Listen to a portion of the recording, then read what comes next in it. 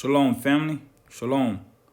Let's get another witness for the video Big Judah dropped in regards to committing human sacrifice, destroying those lives today. We're about to play his video for about 30 seconds and we'll go in. When I pause this video, the part that Big Judah is speaking on will be echoing. That's just his part. The rest of the video won't be echoing, but his part will echo. Why, I don't know. That's just how it's going down.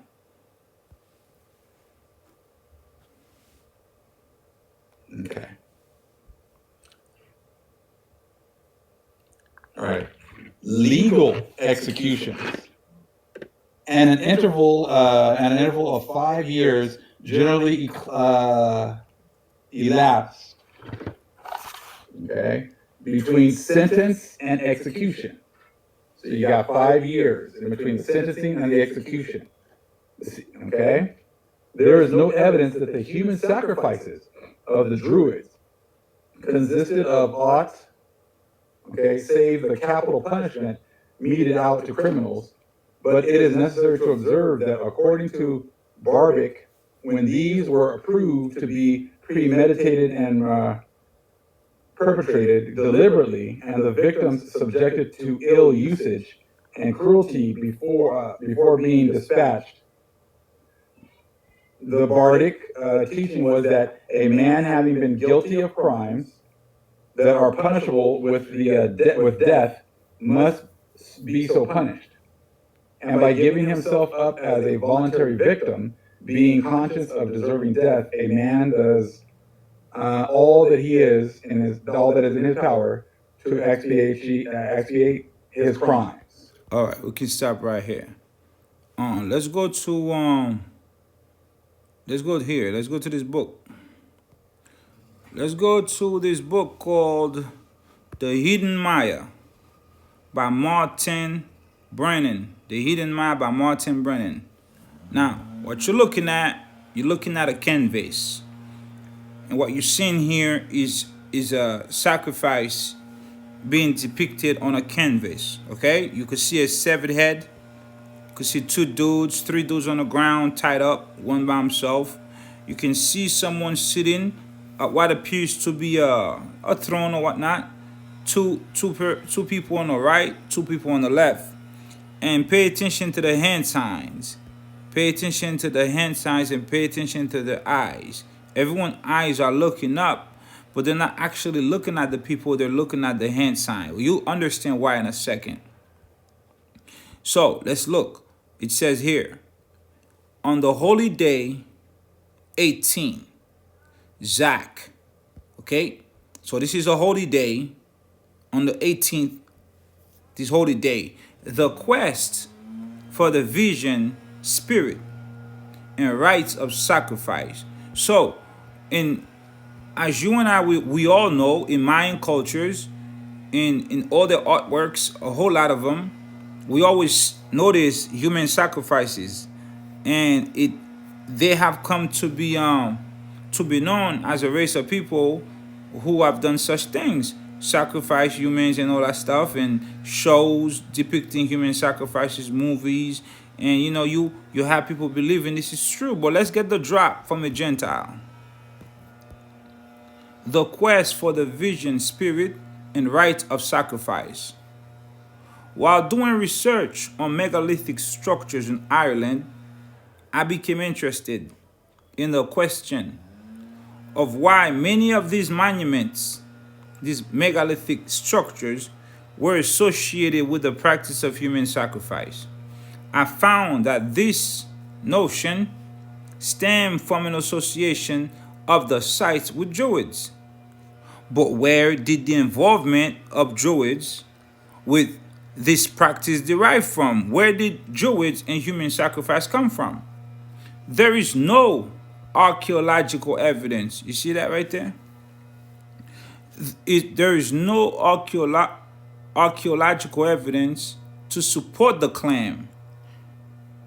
And although Druids appear frequently in ancient Irish literature, I could not find no reference to them engaging in human sacrifice right out the gate, this gentleman is telling you there is no proof to support the claim that Druids were involved in human sacrifices. Now, in Big Judah's book, he actually read that there was sacrifice, but it was legal sacrifice. But over here, it's telling you there's no archaeological evidence whatsoever that they practiced. And see, it would make sense if it was legal sacrifice. Then there would be no archaeological evidence that there would be frivolous sacrifice. Sacrifice is just for the hell of it, right? But here you're gonna get another account. Let's go further. So there's no archaeological evidence to support the claim, and although Druids appear frequently in ancient Irish literature, he could find no reference to Druids engaging in human sacrifice. Now, listen to this. Eventually, I was able to trace the entire fallacy. He was able to trace the entire fallacy. There you go. There goes that word right there, fallacy. He was able to trace the entire fallacy back to a single source. He was able to trace the entire fallacy back to a single source. Fallacy, a mistaken belief, especially one based on unsound argument, misconception, delusion, error, illusion, fantasy, myth. Eventually, I was able to trace the entire misconception back to a single source, Julius Caesar, in his book, The Conquest of Gaul. So now you have Julius Caesar, okay, writing fallacies in his book called The Conquest of Gaul about Druids performing human sacrifices. So now you have a source. Now this is the only evidence. No archaeological evidence, but a book by Julius Caesar describing the Druids performing elaborate mass human sacrifices. This allegation, although probably hearsay, no, it's not probably, it's definitely hearsay. What is hearsay? Hearsay is a rumor, a gossip, tattletale, stories, tidbits, okay? Although, where am I? Probably a rumor, although probably rumor, okay, hearsay, was to become a major belief regarding the character of the Druids until this day. So you can see that this was done deliberately by Julius Caesar to tarnish the reputation of the Druids. I wonder why. I wonder why he did that. I have another book called Jesus the Master Builder, page 57. Jesus the Master Builder, Druid Mysteries and the Dawn of Christianity. Page 57, listen to this. Britain, the original Holy Land. Okay? And the Druids were the lawgivers. Because Druids are priests, right? Two types of Druids. The Druthans and the Drionese. One of them is responsible for the spiritual things, and the other ones go into more of the medicine and stuff like that, all right? So you have the Druids were the priests, of course, lawgivers, philosophers, mathematicians, okay? So, these Druids, they were extremely intelligent, highly advanced. So I can see why Julius Caesar probably was jealous. So he was determined to tarnish their reputation by saying, you know what, they involve human sacrifice. Let's put that in the book. Let's spread the fallacy. Let's spread the hearsay. All right, let's go. I have more for you.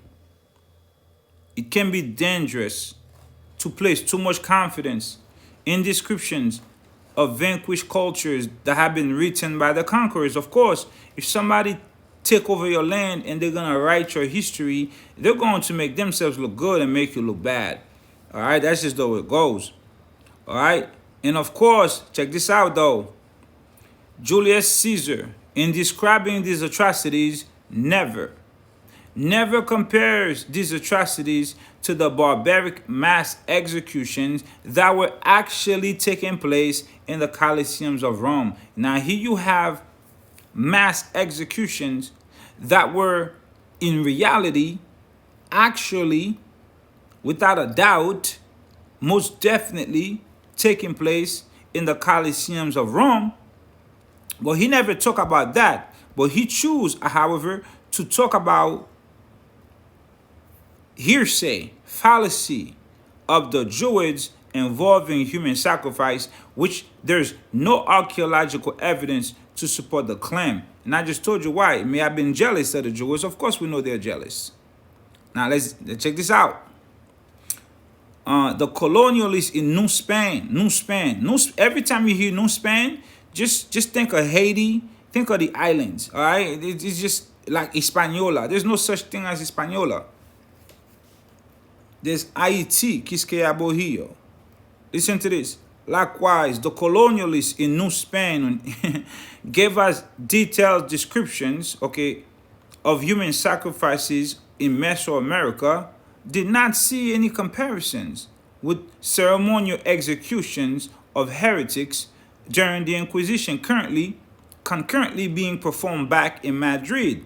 Now listen to this. Writers, ironically, exaggerations by Spanish writers in America were paralleled by Protestant writers who placed the number of heretics executed during the Catholic Inquisition way out of proportion, right? Of course they did that. Why? In order to arouse revulsion, in order to arouse revulsion and horror in Europe. So now they got their own agenda going on here. Let me take you down here. Listen to this. Let's go.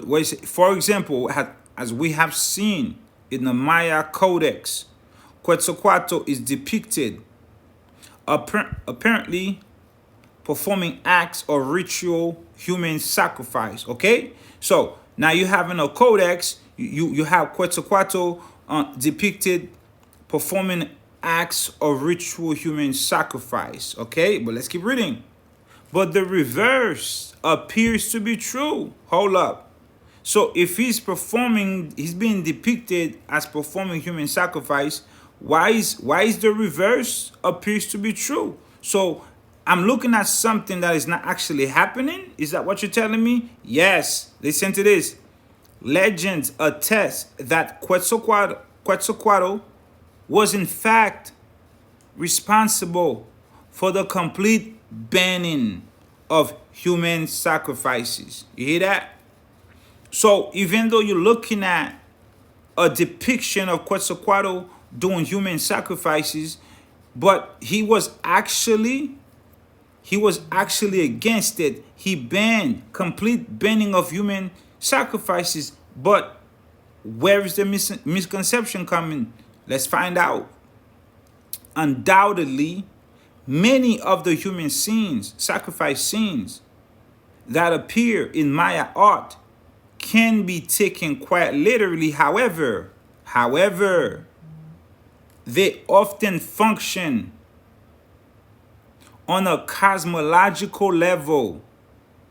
Okay? These human sacrifices depicting in the codex, on artwork, on vases, whatnot, how you call it, they can be taken literally, but however, they often function on a cosmological level, cosmos, spiritual things. So you're not actually seeing a human sacrifice. So this is what you're seeing. A real human sacrifice does not actually occur. That's not what you're seeing. It is performed on a metaphoric level. It's metaphorically. You know how the scripture says you got to sacrifice your sins. You got to sacrifice your flesh. You got to sacrifice your flesh when you're following Yahushua. You got to sacrifice your flesh, your members, so you can become a new creature. So this is your ancestors. They were doing the same thing. They were doing the same thing. All they were doing is putting that actual thought. They they just put that on artwork for you. They were depicting whatever they were thinking on the art. So when you saw a human sacrifice, it wasn't actually someone sacrificing or killing someone else. It was somebody showing you that they were sacrificing themselves so they can become a new person. A real human sacrifice does not actually occur. It functions on a cosmological level. It is performed on a metaphoric level, as we have seen in a vase painting. The sacrifice is part of a mystery play, a reenactment of a mythological event. It is necessary to place the entire practice of ritual human sacrifice in Maya culture in a proper perspective. So it never happened. It was metaphoric. It was cosmological. These things never happen. But of course, if you have people who have an agenda, they will push it forward, and you will never get this information. They'll hide this information, right? But you'll never find out whether or not this was true or not. Human sacrifice does not occur solely in the domains of the ancient Maya. Ritual killing is an observable mode of human behavior exhibited practically by all known societies at one time or another. Sigmund Freud maintained in his last major work, Moses and Monotheism, that the origin of ritual and religion is to be found in sacrifice, of course. Because if you in the flesh and you're trying to get from the flesh to the spirit, you have to sacrifice the flesh. That's what that means. That doesn't mean I'm going to sacrifice someone. It means I'm going to sacrifice myself. Okay? All right, let's see. What else I have for you? In the Aztec religion, the performance of self-sacrifice is the form of bloodletting. In the form of bloodletting was heavily emphasized. This pattern of worship reached its climax in the rituals of human sacrifice performed in Central Mexico, where allegedly they became excessive. See, that's an alleged. It's allegedly. There's no archaeological evidence. We already know up here. It's what? It's metaphorically. It's cosmological. It never happened. It never occurred. All right? Let's go. Evidence of human sacrifice in classic times includes an insisted drawing, okay? An incised drawing at Tikal, two piedras negras. This is two black stones. Piedras negras translate black stones. So it's actually telling you on these two black stones, it depicted some type of human sacrifice, but we already know it never really happened. Okay?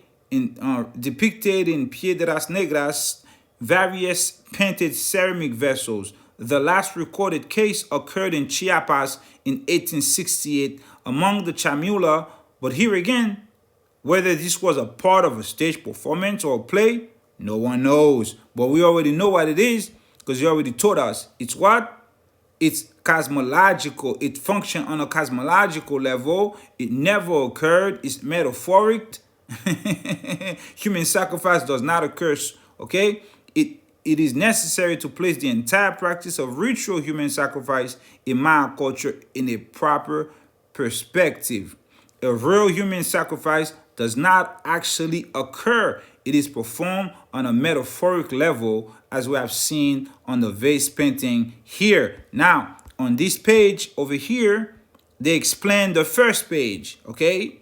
On this page, they explain to you what you are actually witnessing in the first page that I showed you. In this page here, over here, it tells you what's going on.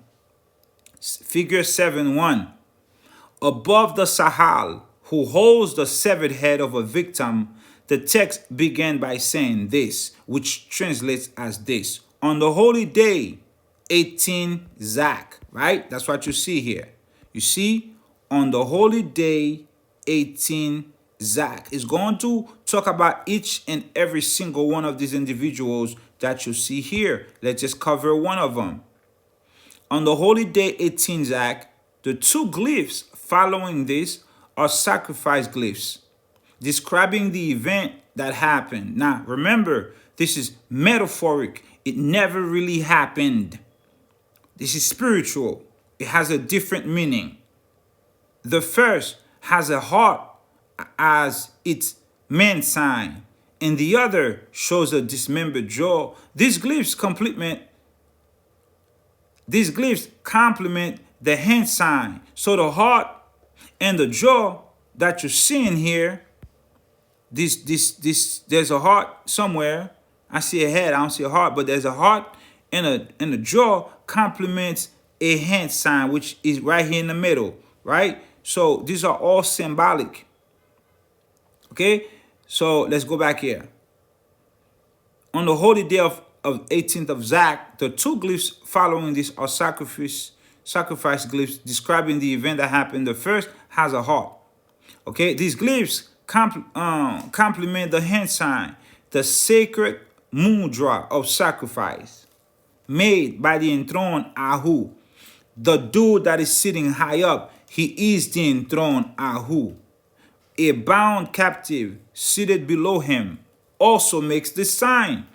The result is that the pictorial subject matter, the glyphs, and the hand sign are in perfect agreement. So this is the Ahu.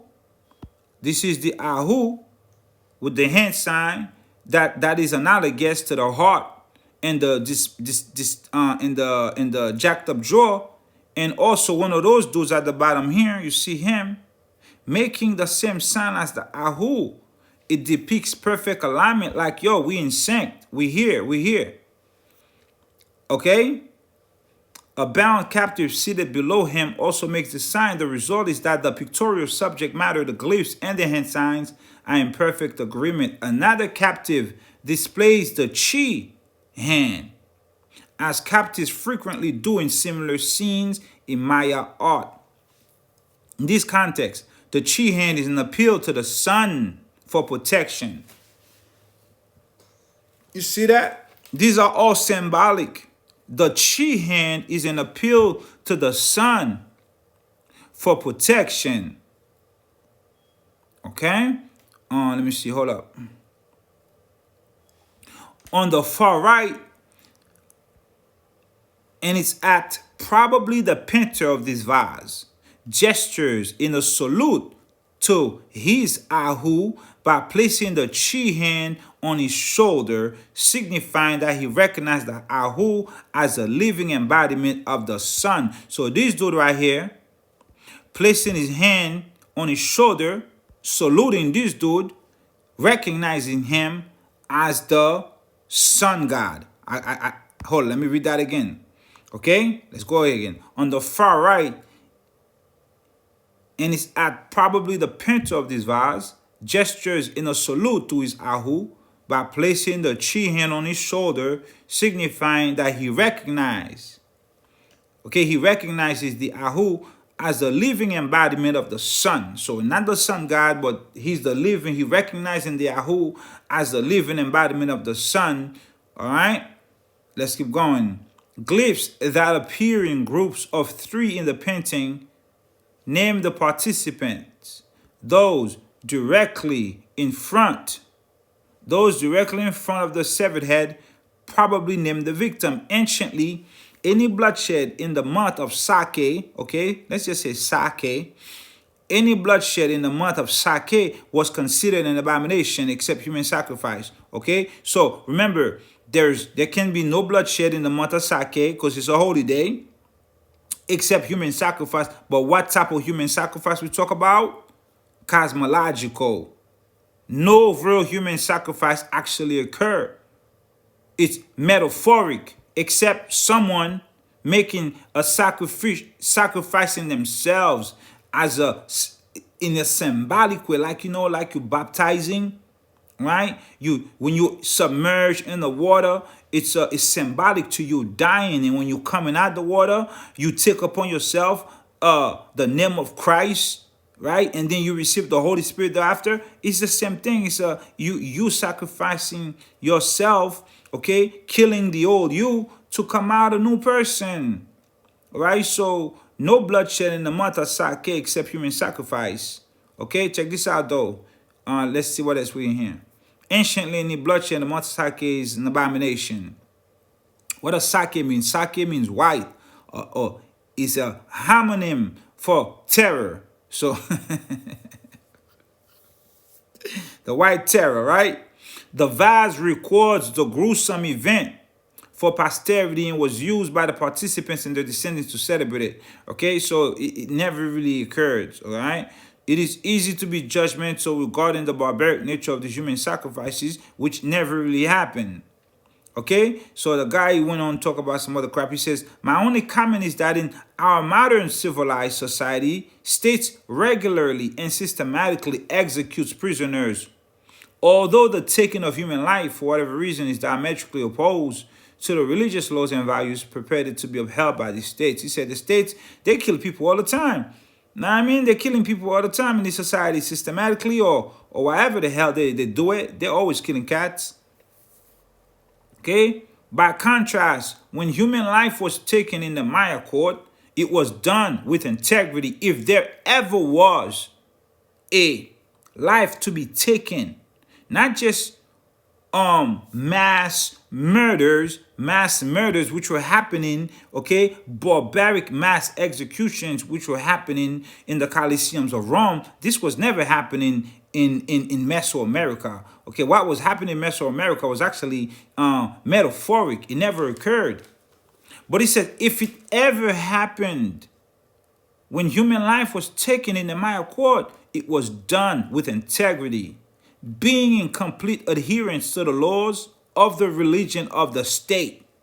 It wasn't just shooting from the hip, let's get a bunch of people and kill them and eat their hearts out. No, it was done with integrity, adhering to the laws of the state and the laws of the religion of the state.